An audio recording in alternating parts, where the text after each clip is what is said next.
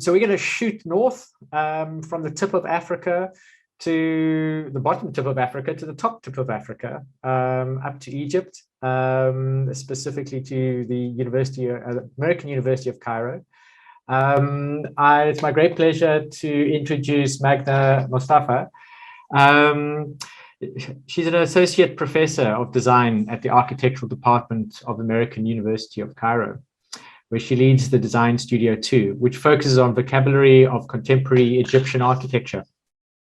She's currently the co-director of the UNESCO UIA Education Commission and Validation Council, which is a global think tank tasked with setting architectural education policies and practices, as well as upholding threshold standards of excellence. Magda is a design associate at the Cairo-based practice, Progressive Architects, where she specializes in autism inclusive design.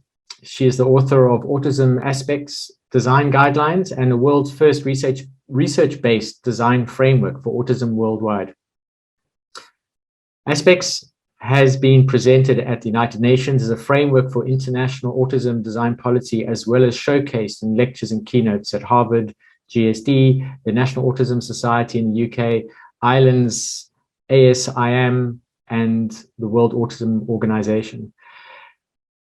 We have a great privilege today for Magda, who's going to share with us the development of this Autism Aspects Design Index and an example of user-centered design. It was first developed through a design build research project in Cairo, but today has been scaled up to across 5 continents.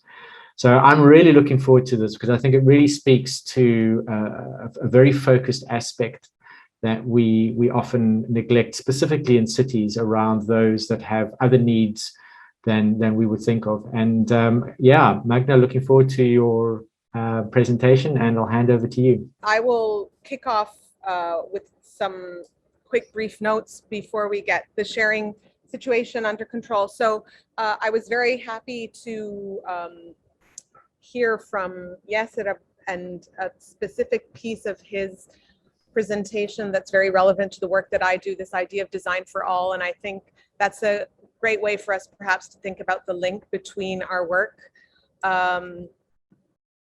My work really does primarily look at the issue of designing for all and expanding who we mean when we say design for all. So I'll kick it off from here. Okay, so as an architect, an educator, researcher, and I consider myself an advocate, I've really dedicated the last 20 years of my career to develop meaningful and effective design strategies that utilize something that I really believe in, which is the power of the built environment in making spaces more accessible, comfortable, and enjoyable for everyone, but specifically for individuals on the autism spectrum and how we can learn from that process. I also believe in the power of the role design can play in our everyday lives. It can help or hinder us, it can enable or disable us, and it really cannot be neutral. How we design our spaces will have an impact on how people experience those spaces. I work through my research and practice to give agency to the autistic body and space, and I think it's really important for us to think about the rights people have as they move through their spaces, and to curate and dictate their experience through the vessel of spatial design that we can help facilitate. So throughout my discussion today, I'll be using autism first language, which research has shown is the preferred terminology according to autistic individuals themselves that I've worked with around the world. And I recognize that this preference may not be universal, and may make some people uncomfortable and they prefer person first language. But like my design work, I'm guided by the users themselves and how they want to be referred to. And I hope that in doing so, I'm respectful of that.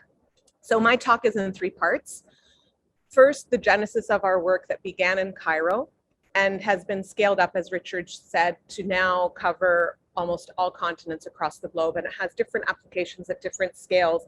And that scaling up has really happened through a process of hypothesis, prototyping, testing, iteration, and reiteration until we've gotten to stages where we're now thinking about, although the work began at a very small scale of the intimate space of an autistic individual, we're now thinking of how the lessons learned from that interaction with space can be scaled up even again to connect to, yes, there's presentation on the scale of transportation, mobility, and how we design our cities.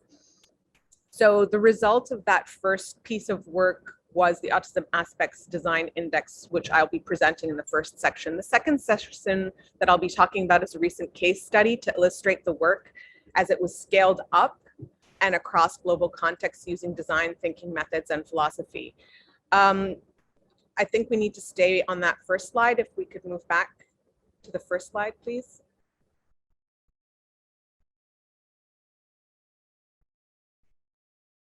And finally, some lessons. I'll wrap up the presentation with lessons learned and the thoughts for the future in our field. So I really want to begin the presentation with a provocation, and that provocation is that our design model is really flawed and has been flawed for much of the past century. And the image on the left shows the design standard made famous by the modernist Le Corbusier, what he called the ideal man. That ideal man is a 6'2" white male able-bodied form that was supposed to represent the universal standard of design for everyone. And as we all know, that is not what everyone looks like, nor who everyone is. And that model, to say the least, is grossly discriminatory. And as many theorists have pointed out, it's this humanist universalism of this binary between normal, abnormal, between the same and the other. And so much of that has dictated our modern design. But the reality of our world is very different. And the white male 6'2" standard, particularly in the continent of Africa, is by far a statistical minority, and it's a statistical minority globally than when you compare it to the actual reality of the spectrum of the human condition. Next slide, please. So early on in my career, I was confronted with this reality of this problem with this binary of the normal and the abnormal, of the standard and the exception. And I was confronted with this reality, this gap in our design standards of best practices, not necessarily around race, ethnicity, or gender, or physical ability, but around the invisible ability and the neurodiversity specifically of autism. So in 2002, I was asked to design Egypt's first school for autism.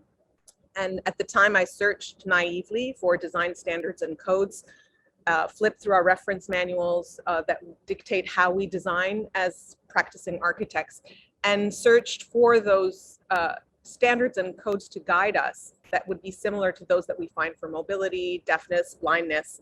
But at the time, I found absolutely nothing. And I was then enrolled in a PhD program, and I was preparing my dissertation on a completely different topic, and decided in that moment to throw away almost 18 months of work on that other topic and dedicated my doctoral work to finding those design standards of how we should design for autism, and that relationship between the role the built environment can play in the lives of autistic children. So it was a natural fit. Autism and architecture intersect very much so around the sensory world. And autistic individuals often struggle with processing, filtering, and managing sensory input. And architecture is the main source of almost all our man-made sensory input. And the hypothesis was that by altering the latter, we could facilitate life, learning, and function. Sorry, I'm just losing my notes. That we could facilitate life, learning, and function for the former by altering the latter. And indeed, our research confirmed this hypothesis, and the results of the first study were published in 2008. So next slide. So these results became the foundation for the development of what we now call the Autism Aspects Design Index. We published it in 2013 after almost a decade of research and practice in the field. And Aspects is a framework of 7 principles that support the autistic need,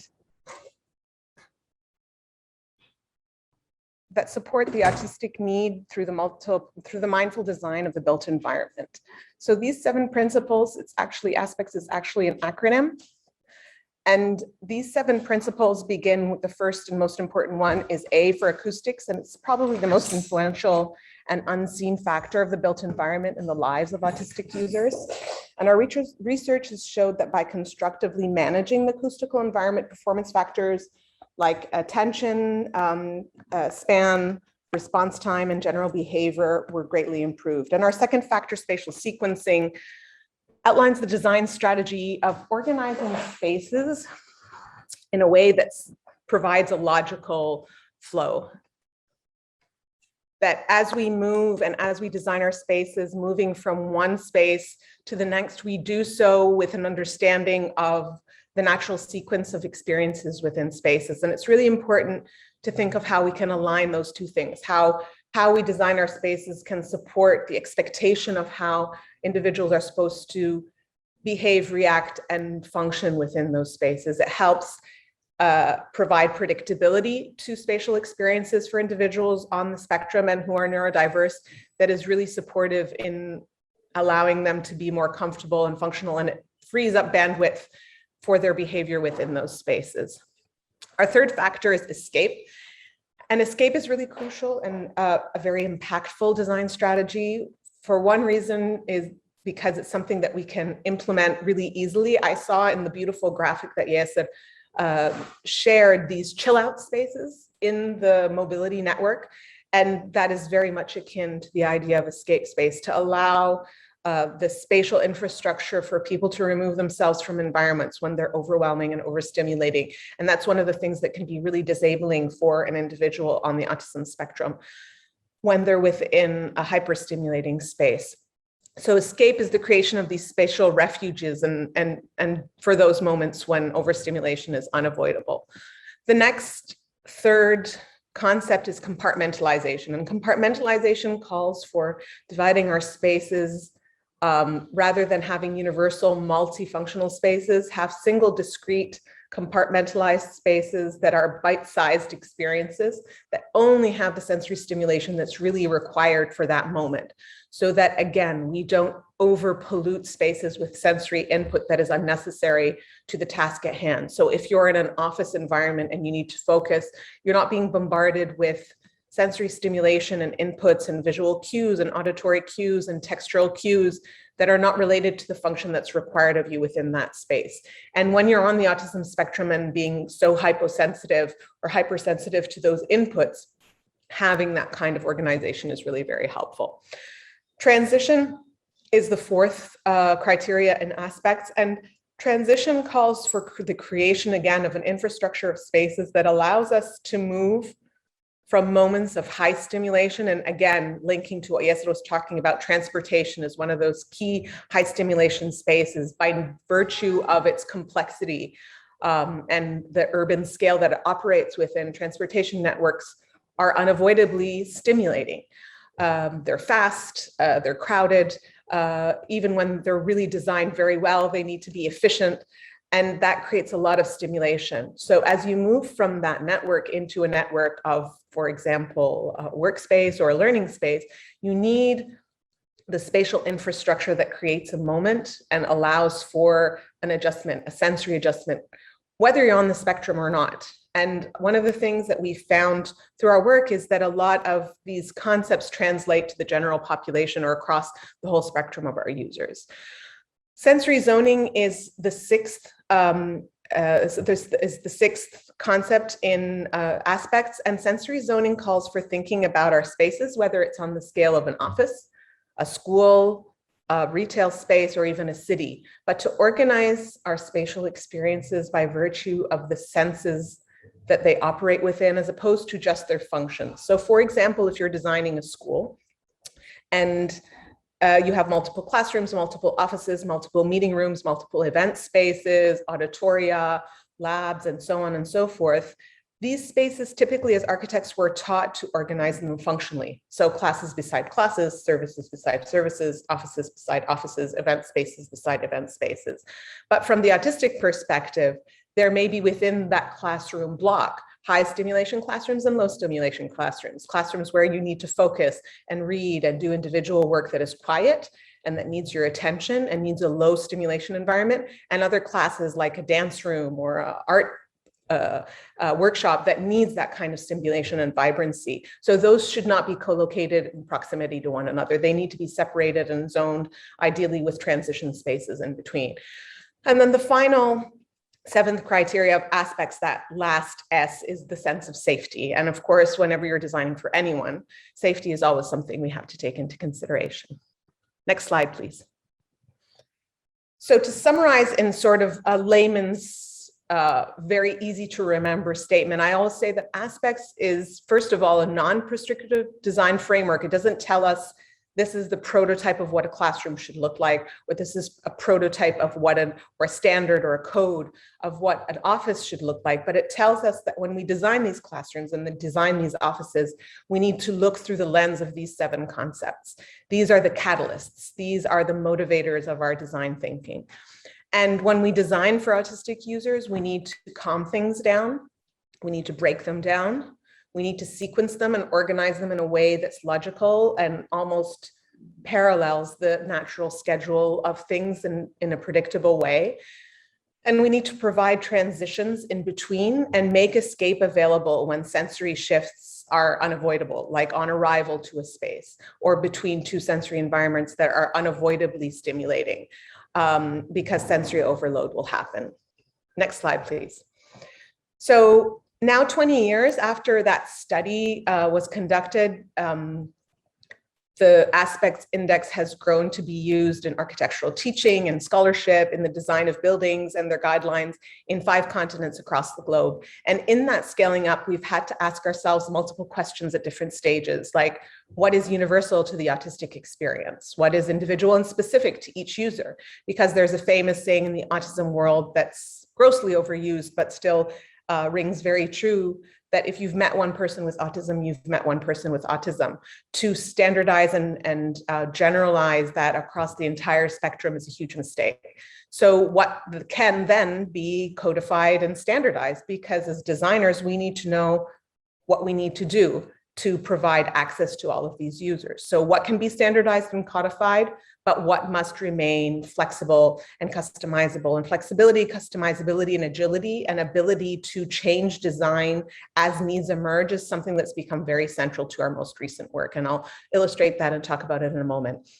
We've also asked ourselves what contextual factors help support or hinder the success of our strategies. Issues like self-advocacy groups that I'll talk about in a moment that we've worked with, policy and legislation. Where does law, where is it requirement? At the moment, autism access and autism accessibility is left to the discretion of the user provider, the operators of a space, to decide that they want to create spaces that are autism friendly or autism accessible. It's not yet legally required. Although the Human Rights Convention that binds most of our countries around the world and that all major countries are signatories of require that our designs and our buildings are accessible to all, we still don't have enough of the knowledge and the legislation in place to do that for the autism population. And what role does education and awareness raising also play in the success of our strategies? Next slide. So just to illustrate the index more specifically and how it works, I'll walk you through the development of this most recent project and publication, the Autism Friendly University Design Guide. It's the world's first guide of its kind. Autism Aspects was the first design framework for the autism population, and the Autism Friendly University Design Guide is the first guide of its kind. And it was created for the world's first designated autism friendly university, Dublin City University in Ireland. Next slide. So the process, I think there's one slide right before that. Thank you. So the process was framed by 4 primary factors. There was background data that we were given by the university. They had their own living with autism research that they'd done. A group of their own students and faculty and support workers had created a guide on what it was like and gathered data on what it was like to live with autism at DCU. We were also given a group of sensory audits of lived experiences where students on the autism spectrum did sensory walkthroughs off campus with us and flagged sensory problem issues and the pain points that were across campus. And that was one of our starting points. We also framed our work around the 7 principles of aspects and design thinking models. We worked with a group of stakeholders that were very broad. The general autistic community in Ireland, DCU's own autism-friendly in-house team, DCU Estates, which is the equivalent of a facility management office, which is maybe terminology that's more familiar to this group. DCU students themselves, they have a very robust neurodiverse student population and organization that does a lot of self-advocacy. And As I Am, which is Ireland's National Autistic Society and also a self-advocacy group that is really incredible because they have flipped this inclusion model to the extent that they have their own quota neurotypical person as a quota hire, because everyone that is hired at As I Am is somewhere on the autism spectrum. And finally, the tools and techniques that we use throughout focus groups, design thinking workshops, and sensory audits. And throughout all of these processes, we asked 3 primary research questions that were very simple. What built environments are barriers? What built environments are supportive? And what would you like to see put in place? Whether it's something that you've imagined that works, whether it's something that you yourself have created on an ad hoc basis. And I'll talk a little bit more about how important that is, because autistic individuals have been, unfortunately, so programmed throughout their lives that they are the pathologized, they are the problem, that they have to change, that they have to cope and adjust to the environment rather than the environment adjusting to them, that they have come up with some ingenious coping mechanisms to deal with the input from the environment that's problematic. So they have all of the best ideas that we've come up with have all come from the autism environment themselves. Next slide, please.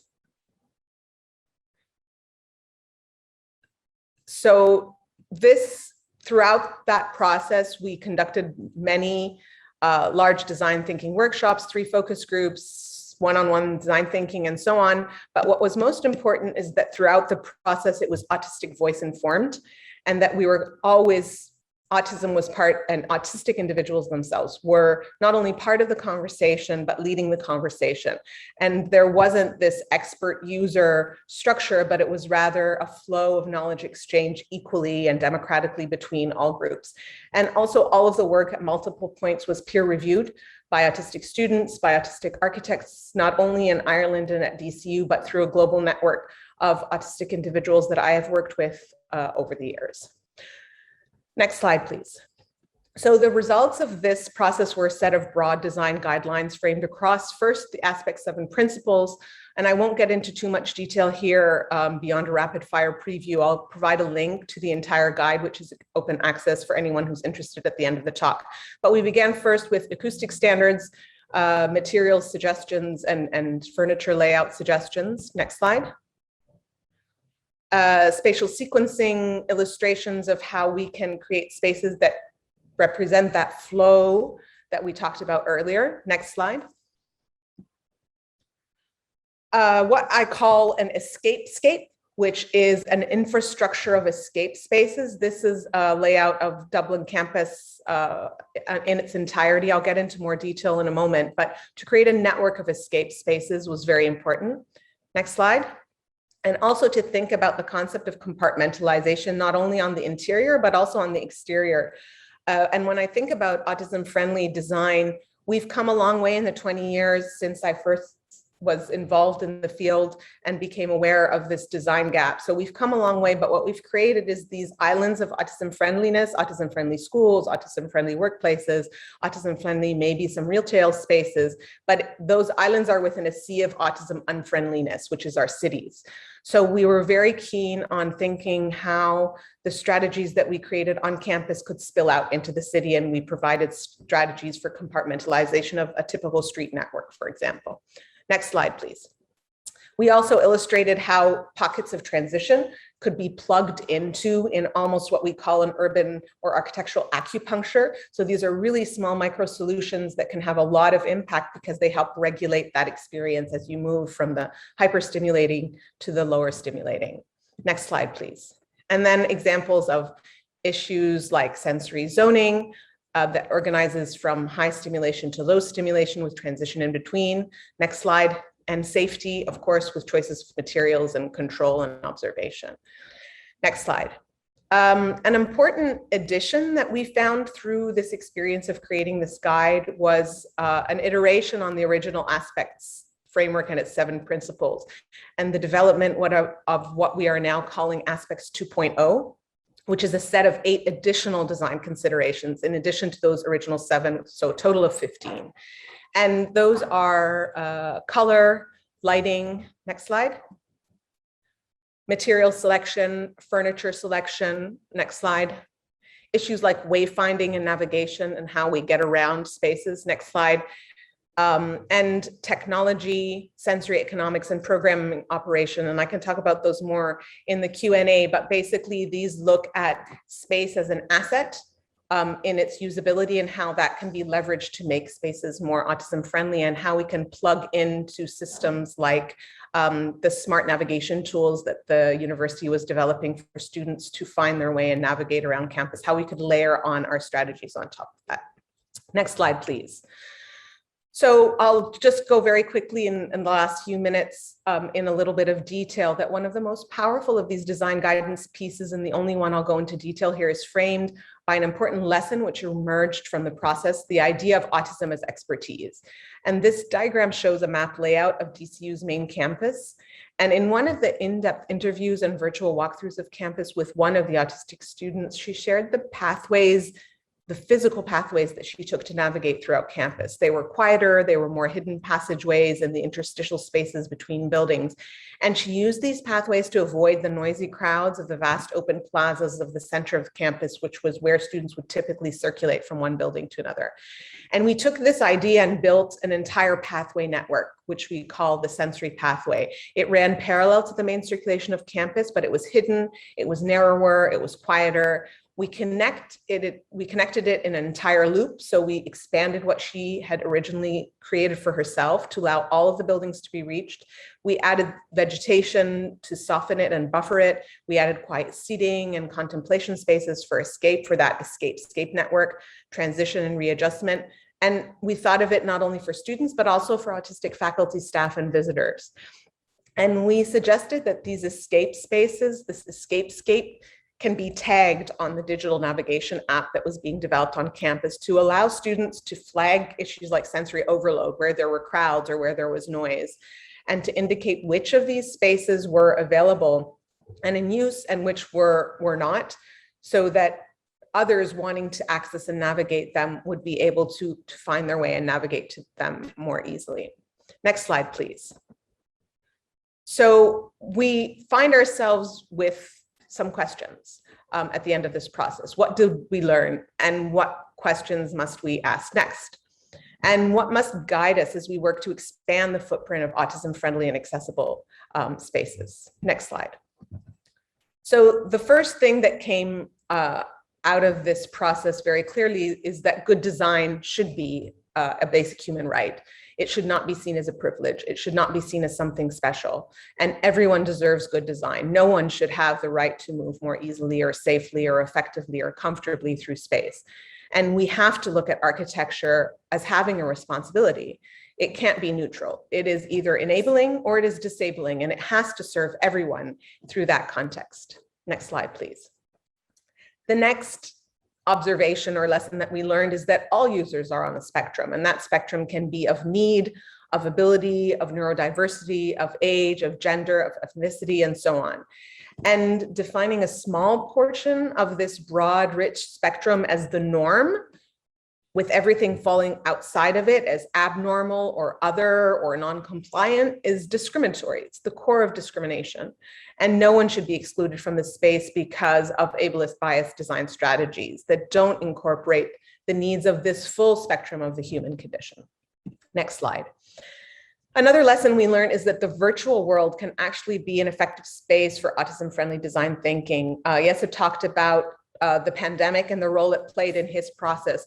And the images on the left and the bottom of the screen show traditional design thinking workshop activities that we did with autistic users and their proxies and advocates that we conducted in person in 2019, one with As I Am, the National Irish Autistic Organization, and one with Google Zurich.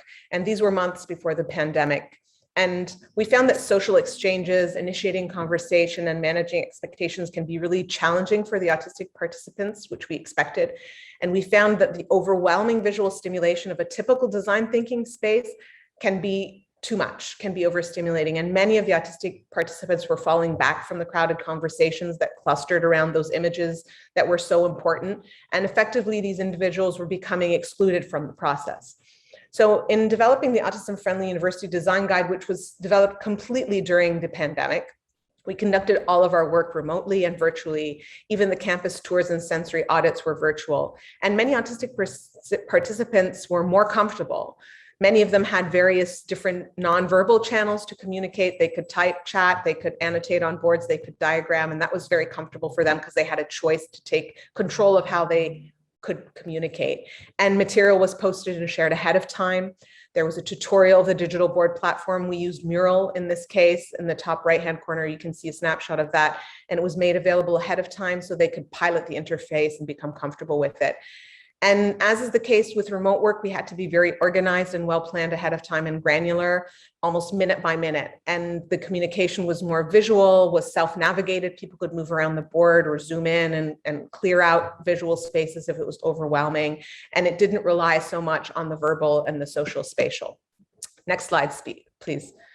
So all of these lessons converged into a set of perspectives that we called the design thinking process from the autistic perspective, which we published as part of the Autism Friendly Design Guide. And things like that we should prioritize the visual over the verbal, the personal over the broadly social, order and organization over hyperstimulation, and to always keep the view of the autistic as expert, and expanding that typical design thinking philosophy of empathy to double empathy. One that doesn't assume an expert user model, but one that's more transactional. It's based on equity and considers the role that we play in the disabling elements and interactions in the lives of individuals on the spectrum. And finally, next slide, just to close, I want to share a small snapshot into the perspective I've had the privilege to be part of. These images are by an autistic researcher, author, and advocate, and a collaborator of mine in our research in our recent show at the Venice Biennale. His name is Stuart Nielsen, and it shows how the autistic mind and eye perceive space and how it can be different than how we typically think of space. And these images are themselves framed around the aspects principles, and they show how Stuart visually organizes his understanding of space. One of them shows the chaos of a university campus. The other shows the movement and crowding of a classroom. The other shows the flow of a train, the flight of a flock of birds, the continuous rhythmic stroke of an oarsman. And it's these types of visual investigations that we can really understand what the autistic imaginary is of architectural space, and it helps us design for it better. Next slide. And to celebrate that really incredibly unique, insightful, and powerful perspective of the autistic mind, and our shared experience with it, we have a responsibility to do so in a way that is more inclusive and friendly so that we can create a truly, as Yasser said, again, design for everyone. Last slide.